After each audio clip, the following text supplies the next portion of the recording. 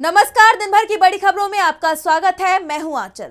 आज इस बुलेटिन में बात होगी बीजेपी नेता को मिली जमानत पर मचे बवाल की, अंकिता भंडारी केस में फंसी बीजेपी की, देखेंगे कैसे महाराष्ट्र में निकाय चुनाव से पहले बन रहे हैं नए सियासी गठबंधन। दोघे इथे बसलेलो आहोत, ठाकरे बंधू, आमच्या दोघांचे आजोबा। एसआईआर पर बीजेपी नेता के विवादित बयान को जानेंगे। यूपी में ब्राह्मण विधायकों की बैठक से क्यों परेशान है योगी सरकार। और बुलेटिन के आखिर में देखेंगे जाने माने कार्टूनिस्ट इरफान की किस खबर पर पड़ी तिरछी नजर। लेकिन दिन भर की तमाम बड़ी खबरों से पहले एक नजर आज की सुर्खियों पर। कांग्रेस सांसद राहुल गांधी ने वैश्य समुदाय से की मुलाकात, बोले मोदी सरकार की मोनोपोली ने व्यापारियों को बर्बाद करने में नहीं छोड़ी कोई कसर, जीएसटी को भी बताया गलत। दिल्ली प्रदूषण पर केंद्रीय मंत्री नितिन गडकरी का बड़ा बयान, बोले 40% हमारी वजह से होता है प्रदूषण से त्रस्त है पूरी दिल्ली। कोलकाता में मनरेगा मुद्दे पर कांग्रेस कार्यकर्ताओं का विरोध प्रदर्शन, कांग्रेस समिति के अध्यक्ष शुभंकर सरकार के नेतृत्व में हुआ प्रदर्शन, जमकर की नारेबाजी। कोड एंड कफ सिरप मामले पर कांग्रेस की प्रेस कॉन्फ्रेंस, सुप्रीम कोर्ट से की जांच कमेटी बनाने की मांग, स्वास्थ्य मंत्री का मांगा इस्तीफा। और लाल निशान पर बंद हुआ शेयर बाजार, 116 अंकों की गिरावट के साथ 85,408 पर बंद हुआ सेंसेक्स, तो वहीं 37 अंकों की गिरावट के साथ 26,139 पर बंद हुआ निफ्टी। ये तो थी सुर्खियां। अब बात आज की सबसे बड़ी खबर की। उन्नाव मामले के दोषी कुलदीप सिंह सेंगर के जेल से बाहर आने का रास्ता साफ होता दिखाई दे रहा है। जिस मामले में सेंगर को जीवन भर जेल में बिताने की सजा दी गई थी, उसमें अब दिल्ली हाई कोर्ट से जमानत मिल गई है। सेंगर की जमानत से पीड़ित परिवार में खौफ देखा जा रहा है। कांग्रेस सांसद राहुल गांधी ने भी इस मुद्दे को उठाते हुए न्याय की मांग की है। तो क्या है ये पूरा मामला, देखिए इस रिपोर्ट में। दिल्ली हाई कोर्ट ने उन्नाव मामले में बीजेपी के पूर्व विधायक कुलदीप सिंह सेंगर की उम्र कैद की सजा पर रोक लगा दी है। उन्हें सशर्त जमानत भी दे दी है, जिससे सेंगर के शोषण का शिकार हुई उन्नाव की पीड़िता का दर्द सामने आ गया है। दिल्ली हाई कोर्ट जब सेंगर को जमानत देने का फैसला सुना रहा था, तब पीड़ित महिला के आंसू नहीं थम रहे थे। उसका सवाल था कि हाथरस में दबंगों का शिकार बनी युवती को मार दिया गया। दिल्ली में निर्भया के साथ क्या हुआ दुनिया ने देखा। मैं बच गई, इसलिए मुझे सजा दी जा रही है। हाईकोर्ट के फैसले के बाद पीड़िता अपनी मां और एक अन्य महिला के साथ दिल्ली के इंडिया गेट पर धरने पर बैठ गई, लेकिन पुलिस ने जबरन तीनों को हिरासत में लेकर हटा दिया। लेकिन पुलिस कार्रवाई की जो तस्वीरें सामने आई, वो बेहद हैरान और परेशान करने वाली थी। पुलिस पर आरोप लग रहे हैं कि बीजेपी के इशारे पर वो पीड़िताओं को ही परेशान कर रही है। कांग्रेस नेता राहुल गांधी ने पुलिस कार्रवाई का वीडियो रीपोस्ट करते हुए सवाल उठाए हैं। राहुल गांधी ने कहा, क्या एक दुष्कर्म पीड़िता के साथ ऐसा व्यवहार उचित है? क्या उसकी गलती ये है कि वो न्याय के लिए अपनी आवाज उठाने की हिम्मत कर रही है? उसके अपराधी जो पूर्व बीजेपी एमएलए है को जमानत मिलना बेहद निराशाजनक और शर्मनाक है, खासकर तब जब पीड़िता को बार बार प्रताड़ित किया जा रहा हो और वो डर के साये में जी रही हो। दुष्कर्म के दोषी को जमानत और पीड़िताओं के साथ अपराधियों सा व्यवहार, ये कैसा न्याय है? हम सिर्फ एक मृत अर्थव्यवस्था नहीं, ऐसी अमानवीय घटनाओं के साथ हम एक मृत समाज भी बनते जा रहे हैं। लोकतंत्र में असहमति की आवाज उठाना अधिकार है और उसे दबाना अपराध। पीड़िता को सम्मान, सुरक्षा और न्याय मिलना चाहिए, न कि बेबसी, भय और अन्याय। यहाँ राहुल गांधी ने जो वीडियो रिट्वीट किया है, उसमें पुलिस का जो रूप दिखा, उसे हम यहाँ दिखा भी नहीं सकते हैं। इससे समझा जा सकता है कि पीड़िता को किस हद तक दबाया जा रहा है। सवाल अब पीड़ित परिवार की सुरक्षा के भी उठ रहे हैं, क्योंकि सेंगर पर यह आरोप भी लग रहे हैं कि उसने पीड़िता को बयान देने से रोकने के लिए उसकी जान लेने की साजिश भी रची। ये सेंगर का दबाव ही था कि जब प्रशासन भी मान रहा था कि पीड़ित परिवार की जान खतरे में है, वो सुरक्षा मांग रहे हैं, फिर भी सुरक्षा नहीं दी गई। सेंगर के सामने उसे अकेला छोड़ दिया और फिर यह खबर आई कि सड़क हादसे में पीड़िता बुरी तरह से घायल हो गई है। उसकी 2 रिश्तेदारों की जान चली गई है। पीड़िता का वकील भी हादसे का शिकार हो गया है। इस मामले में बाद में कोर्ट ने सरकार को जमकर फटकार लगाई थी। कोर्ट ने माना था कि सेंगर बहुत पावरफुल है। दिल्ली की 30 हजारी कोर्ट ने 20 दिसंबर 2019 को सेंगर को दुष्कर्म का दोषी माना था और उसे अंतिम सांस तक जेल में रखने का आदेश दिया था। लेकिन हाई कोर्ट के फैसले के बाद सेंगर के जेल से बाहर आने की संभावनाएं बढ़ गई हैं। उस पर एक और मामला चल रहा है, जिसमें उसे जमानत मिली तो वो जेल से बाहर होगा और पीड़िता भगवान के भरोसे। बीजेपी नेता को जमानत मिलने पर कई सवाल खड़े हो रहे हैं, तो उत्तराखंड के अंकिता भंडारी केस ने भी बीजेपी की मुश्किलों को बढ़ा दिया है। इस केस में बीजेपी नेता का नाम सामने आने के बाद कांग्रेस हमलावर हो गई है। पार्टी ने इस मामले में न सिर्फ सीबीआई जांच की मांग की है, बल्कि एक्शन न लिए जाने पर बड़े आंदोलन की चेतावनी भी दी है। देखिए रिपोर्ट। उत्तराखंड के बहुचर्चित अंकिता भंडारी की जान लिए जाने का मामला चर्चा में है। हाल ही में बीजेपी के पूर्व विधायक सुरेश राठौर की पत्नी उर्मिला के सोशल मीडिया पर किए गए सनसनीखेज दावों के बाद इस मामले ने नया मोड़ ले लिया है। उर्मिला ने फेसबुक लाइव के जरिए कुछ रसूखदार नामों का जिक्र करते हुए केस में उनकी संलिप्तता का आरोप लगाया, जिसके बाद उत्तराखंड से लेकर दिल्ली तक सियासी पारा चढ़ गया। आइए पहले समझते हैं कि ये मामला आखिर क्या है। सितंबर 2022 में ऋषिकेश के पास वनंतरा रिसोर्ट में रिसेप्शनिस्ट के तौर पर काम करने वाली 19 वर्षीय अंकिता भंडारी संदिग्ध परिस्थितियों में लापता हो गई थी। बाद में उसका शव चिल्ला नहर से बरामद हुआ। आरोप है कि रिसोर्ट मालिक और उसके सहयोगियों ने अंकिता पर अनैतिक कार्यों के लिए दबाव बनाया था और इनकार करने पर उसकी जान ले ली। उर्मिला सनावर की वीडियो में बीजेपी के पूर्व राज्यसभा सांसद और अन्य नेताओं के नाम सामने आने के बाद कांग्रेस हमलावर हो गई। इसमें जिस वीआईपी का नाम सामने आ रहा है, उसे लेकर कांग्रेस का दावा है कि वो बीजेपी का राष्ट्रीय महासचिव और उत्तराखंड के प्रभारी दुष्यंत कुमार गौतम है। इसे लेकर दिल्ली में आयोजित एक प्रेस कॉन्फ्रेंस में उत्तराखंड कांग्रेस के प्रदेश अध्यक्ष गणेश गोदियाल ने मामले पर सरकार से जवाब मांगा। सरकार जल्द से जल्द अंकिता भंडारी केस में सुप्रीम कोर्ट जज की अध्यक्षता में सीबीआई जांच करवाए। और प्रधानमंत्री जी से मैं निवेदन करता हूं कि उनके इस केस में ध्यान देने से नंबर 1 वो सीबीआई की जांच करें। इसका ये सीबीआई केस, इसमें सीबीआई की जांच निश्चित रूप में होनी चाहिए। सरकार ने पूरी ताकत लगाई कि इसमें कोई जांच न हो और उनकी एसआईटी की जांच को ही अंतिम जांच माना जाए। लेकिन केस तो कभी भी खुल सकता है, इसलिए मैं मांग करता हूं कि इसकी सीबीआई जांच हो और दूध का दूध पानी का पानी हो। कांग्रेस के प्रदेश अध्यक्ष ने चेतावनी दी कि अगर उत्तराखंड सरकार अगले 10 से 12 दिनों में सीबीआई जांच नहीं करवाती है तो हम अंकिता को न्याय दिलवाने और इस मामले में सीबीआई जांच की मांग को लेकर धरना प्रदर्शन करेंगे। सोशल मीडिया पर लगे आरोपों के बाद पूर्व जिला पंचायत सदस्य आरती गौड़ ने अपनी पार्टी से इस्तीफा दे दिया है। कांग्रेस सरकार पर सबूतों के साथ छेड़छाड़ का आरोप लगा रही है। अब इन सब के बीच इस मामले में आगे क्या कार्रवाई होती है, ये देखना होगा। अंकिता भंडारी केस में हुए खुलासे से बीजेपी फंसती दिखाई दे रही है, तो उसे टेंशन महाराष्ट्र से भी मिल रही है। 20 साल बाद ठाकरे ब्रदर्स साथ आ गए हैं। बीएमसी चुनाव के लिए ठाकरे ब्रदर्स ने गठबंधन का ऐलान कर दिया है, तो वहीं कांग्रेस ने भी बड़ा दांव खेल दिया है। तो कैसे महाराष्ट्र में बन रहे हैं नए सियासी समीकरण, जानने के लिए देखिए रिपोर्ट। महाराष्ट्र निकाय चुनाव के लिए अब सरगर्मियां बढ़ गई हैं। मुंबई महानगर पालिका सहित 29 नगर निगमों के लिए 15 जनवरी को वोटिंग होना है। उसे लेकर तमाम सियासी गठबंधन बन रहे हैं। 20 साल बाद ठाकरे भाई एक साथ आए हैं। उद्धव ठाकरे और राज ठाकरे ने मिलकर चुनाव लड़ने का ऐलान कर दिया है। दोनों नेताओं ने मुंबई के वर्ली में संयुक्त प्रेस कॉन्फ्रेंस की, जिसमें उद्धव ठाकरे ने कहा, विधानसभा चुनावों में भाजपा ने बटेंगे तो कटेंगे जैसा दुष्प्रचार किया था। मैं मराठी लोगों से कहना चाहता हूं, अब अगर आपसे चूक हुई तो सब खत्म हो जाएगा। अब अगर हम बटें तो पूरी तरह मिट जाएंगे, इसीलिए न टूटें न बटें, मराठी अस्मिता की विरासत को न छोड़ें। इस दौरान एमएनएस चीफ राज ठाकरे ने कहा, मैं पहले भी कह चुका हूं कि हमारे आपसी किसी भी विवाद या लड़ाई से महाराष्ट्र बड़ा है। मुंबई का मेयर मराठी ही होगा और वो हमारे दल से होगा। ठाकरे भाइयों के एक साथ आने से शिव सैनिकों में खुशी दिखाई दे रही है। इससे बीजेपी और एकनाथ शिंदे की राह मुश्किल होना तय माना जा रहा है। पहले भी अजित पवार के दूर होने की खबरों से बीजेपी परेशान दिख रही थी और अब इस परेशानी को एक और खबर ने बढ़ा दिया है। दरअसल खबर ये भी आ रही है कि कांग्रेस ने प्रकाश अंबेडकर की पार्टी वंचित बहुजन अघाड़ी से गठबंधन के संकेत दिए हैं। वीबीए को 60 सीटों का ऑफर दिया गया है। वीबीए के साथ गठबंधन को लेकर कांग्रेस सचिव यूबी वेंकटेश, मुंबई कांग्रेस के मुख्य प्रवक्ता सचिन सावंत और विधायक असलम शेख ने वंचित के अध्यक्ष प्रकाश अंबेडकर से मुलाकात की थी।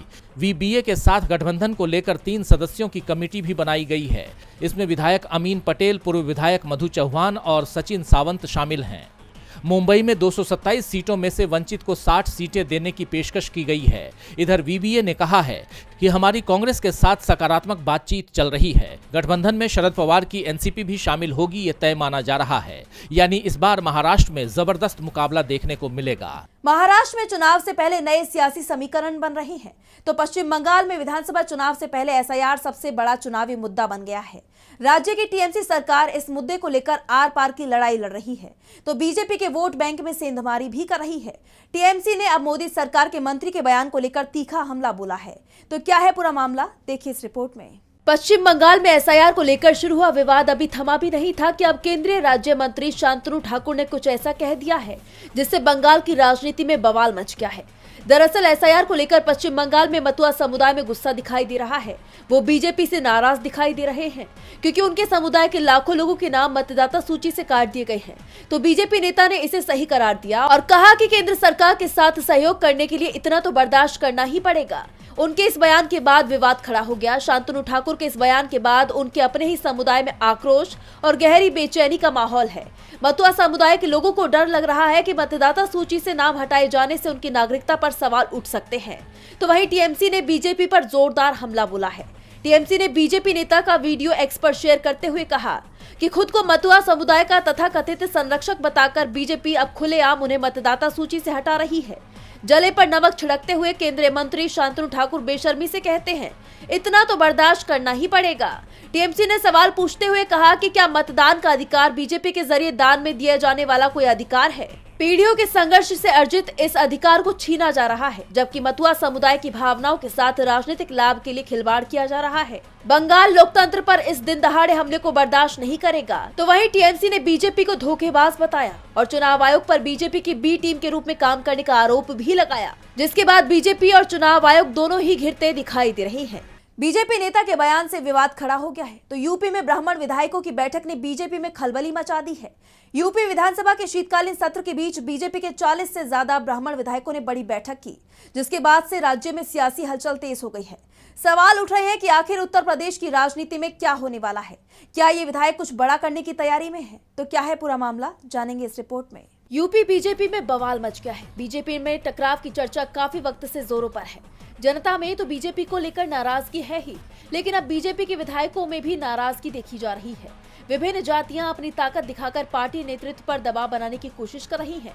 यही वजह है कि बीजेपी नेताओं ने अपना शक्ति प्रदर्शन दिखाना शुरू कर दिया है, जिसकी तस्वीर हाल ही में देखने को मिली। यूपी विधानसभा के शीतकालीन सत्र के बीच ब्राह्मण विधायकों की बड़ी बैठक हुई।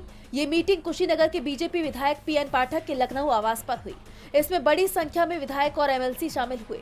बता दें कि इस मीटिंग को सहभोज नाम दिया गया और चर्चा का विषय रहा जाति की राजनीति में ब्राह्मणों की आवाज दबती जा रही है। ऐसा महसूस किया गया है कि ब्राह्मण मुद्दों पर ठीक से ध्यान नहीं दिया जा रहा है, जिसकी वजह से ब्राह्मण पीछे रह गए हैं। इस मीटिंग में करीब 40 विधायक शामिल हुए। पूर्वांचल और बुंदेलखंड के विधायक भी मीटिंग में मौजूद रहे। सबसे बड़ी बात तो यह है कि इससे पहले ठाकुर विधायकों ने भी बैठक की थी, जिसे कुटुंब नाम दिया गया था, जिसके बाद से ही उत्तर प्रदेश की राजनीति चरम पर है।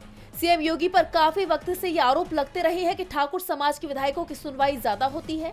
चर्चा तो ये भी है कि सीएम योगी खुद क्षत्रिय समाज से आते हैं, इसलिए उनकी सरकार में ठाकुर समाज का दबदबा देखने को मिलता है। हाल ही में 40 क्षत्रिय विधायक बड़े होटल में जुटे थे। उन्होंने भी शक्ति प्रदर्शन किया था और अब ब्राह्मण विधायकों की बैठक ने बीजेपी की चिंता बढ़ा दी है। सवाल उठ रहे हैं कि आखिर बीजेपी में क्या खिचड़ी पक रही है। ऐसे में बीजेपी दो भागों में बढ़ती दिखाई दे रही है। उत्तर प्रदेश में बीजेपी में खटपट की चर्चा तेज है, तो इस वक्त अरावली का मुद्दा भी पूरे देश में गरमाया हुआ है। इस मामले पर सरकार ने सफाई भी पेश की, जिस पर अब कांग्रेस ने एक बार फिर पलटवार किया है। वहीं विपक्ष की तरफ से उत्तर भारत में अब इस मुद्दे को लेकर आंदोलन की तैयारी तेज हो चली है। तो क्या है अरावली मामले को लेकर ताजा अपडेट, जानेंगे इस रिपोर्ट में। अरावली की परिभाषा बदलने वाले सुप्रीम कोर्ट के हालिया फैसले ने उत्तर भारत की राजनीति में उबाल ला दिया है। इस मुद्दे पर केंद्र सरकार और विपक्ष अब आमने सामने आ गए हैं। कांग्रेस ने सरकार पर पर्यावरण की अनदेखी और जनता को गुमराह करने का गंभीर आरोप लगाते हुए सड़कों पर उतरने का ऐलान कर दिया है। इस बीच कांग्रेस के राज्यसभा सांसद जयराम रमेश ने सरकार की मंशा पर सवाल उठा दिए। उन्होंने एक्स पर पोस्ट किया, अब ये बिल्कुल साफ हो गया है कि अरावली मुद्दे पर केंद्रीय पर्यावरण, वन एवं जलवायु परिवर्तन मंत्री सच को पूरी तरह नहीं बता रहे हैं और जनता को गुमराह कर रहे हैं। अरावली की परिभाषा में जो बदलाव मोदी सरकार कर रही है, उसका forest survey of India central empowered committee, जिसे पहली बार मई 2002 में सुप्रीम कोर्ट ने गठित किया था और जिसे दिसंबर 2023 में पर्यावरण और वन मामलों पर सलाह देने के लिए पुनर्गठित किया गया और सुप्रीम कोर्ट के अपने एमिकस क्यूरी यानी न्याय मित्र ने स्पष्ट और जोरदार विरोध किया है। फिर भी मोदी सरकार अरावली की परिभाषा में इतनी बड़ी खामियों वाले बदलाव को आगे बढ़ाने पर क्यों अड़ी हुई है? कांग्रेस के हमले के बाद ये मुद्दा अब और गर्मा गया है। इन सब के बीच राजस्थान में कांग्रेस नेता सचिन पायलट ने इस विरोध को जमीनी स्तर पर ले जाने की अब तैयारी कर ली है। पायलट ने ऐलान किया है कि अरावली को बचाने और सुप्रीम कोर्ट की नई परिभाषा के खिलाफ कांग्रेस 26 दिसंबर को जयपुर में एक विशाल प्रदर्शन करेगी। विपक्ष के हमलों के बीच केंद्र सरकार ने स्पष्ट किया कि नई परिभाषा का मकसद नियमों में एक रूपता लाना है। सरकार का कहना है कि खनन को नियंत्रित करने के लिए एक स्पष्ट और वस्तुनिष्ठ परिभाषा जरूरी थी ताकि सभी राज्यों में नियम समान रहें। दरअसल केंद्र सरकार की सिफारिशों के बाद अब अरावली पहाड़ी उसे माना जाएगा जो आसपास की जमीन से कम 100 मीटर यानी 328 फीट ऊंची हो। साथ ही दो पहाड़ियों को श्रृंखला का हिस्सा तभी माना जाएगा जब उनके बीच की दूरी 500 मीटर से कम की हो। हालांकि पर्यावरण प्रेमी और तमाम सामाजिक संगठन इस दलील से संतुष्ट नहीं हैं और वो इस परिभाषा को अदालत में चुनौती देने की अब तैयारी कर रहे हैं। अदालत की इस परिभाषा पर पर्यावरणविदों का तर्क है कि ऊंचाई का ये पैमाना वैज्ञानिक रूप से ही गलत है।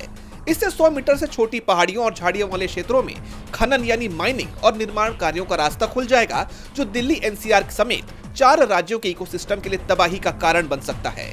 माना जा रहा है कि आने वाले दिनों में ये मुद्दा उत्तर भारत की राजनीति में एक बड़ा आंदोलन बन सकता है। अब इस मुद्दे पर आगे क्या होता है ये तो देखना होगा। विपक्ष सरकार के खिलाफ मोर्चा खोलने की तैयारी में है तो भगोड़े कारोबारी ललित मोदी और विजय माल्या का एक वीडियो सोशल मीडिया पर जमकर वायरल हो रहा है जिसमें वो मोदी सरकार पर तंज कसते हुए दिखाई दे रही हैं।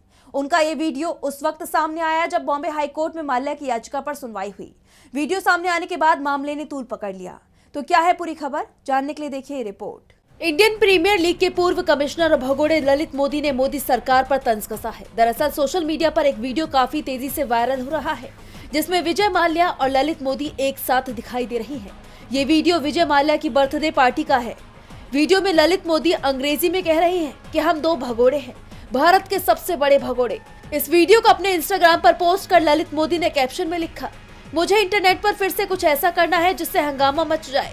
आप लोगों के लिए कुछ लो, अपना दिल जलाओ। वायरल वीडियो में माल्या अपनी पार्टनर पिंकी लालवानी के साथ मुस्कुराते नजर आ रही हैं। दोनों भगोड़े कारोबारी का वीडियो उस वक्त सामने आया है जब बॉम्बे हाई कोर्ट में 23 दिसंबर को माल्या की उस याचिका पर सुनवाई हुई जिसमें माल्या ने खुद को भगोड़ा आर्थिक अपराधी घोषित करने के आदेश को चुनौती दी है। कोर्ट ने माल्या के वकील से पूछा कि माल्या भारत कब लौटेंगे। कोर्ट ने कहा कि माल्या फिलहाल भारतीय अदालत के अधिकार क्षेत्र से बाहर है, ऐसे में उनकी याचिका पर सुनवाई नहीं हो सकती। माल्या 2016 से ब्रिटेन में है और 2019 में उसे आधिकारिक तौर पर भगोड़ा आर्थिक अपराधी घोषित किया गया था। वहीं ललित मोदी के देश छोड़ने के बाद उसके खिलाफ ईडी ने ब्लू कॉर्नर नोटिस जारी किया था। बता दें कि विपक्ष इन दोनों भगोड़े कारोबारियों को वापस लाने के मुद्दे पर मोदी सरकार को कई बार घेर चुका है। लोकसभा चुनाव के दौरान भी माल्या और ललित मोदी सहित मेहुल चौकसी जैसे भगोड़े कारोबारियों को वापस लाने की बात बीजेपी ने कही थी, लेकिन अब तक इस मामले में मोदी सरकार फेल साबित होती दिखाई दे रही है। और बुलेटिन के आखिर में देखेंगे जाने माने कार्टूनिस्ट इरफान की किस खबर पर पड़ी तिरछी नजर।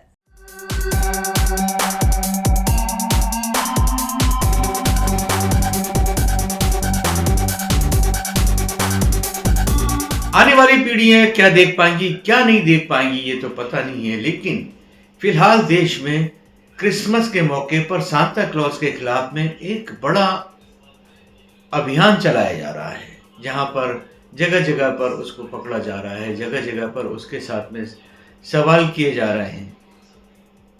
और तो और राजस्थान में शिक्षा विभाग ने तो ये तक कह दिया कि जबरन अगर किसी बच्चे को सांता क्लॉज बनाया तो उस स्कूल की खैर नहीं है। वैसे भी जब हम किताबों में से इस तरह के चैप्टर्स को हटा देंगे और किसी भी तरह से इस तरह की चीज़ों को सामने नहीं आने देंगे तो धीरे धीरे तो ये सब चीज़ें ख़त्म ही हो जाएंगी।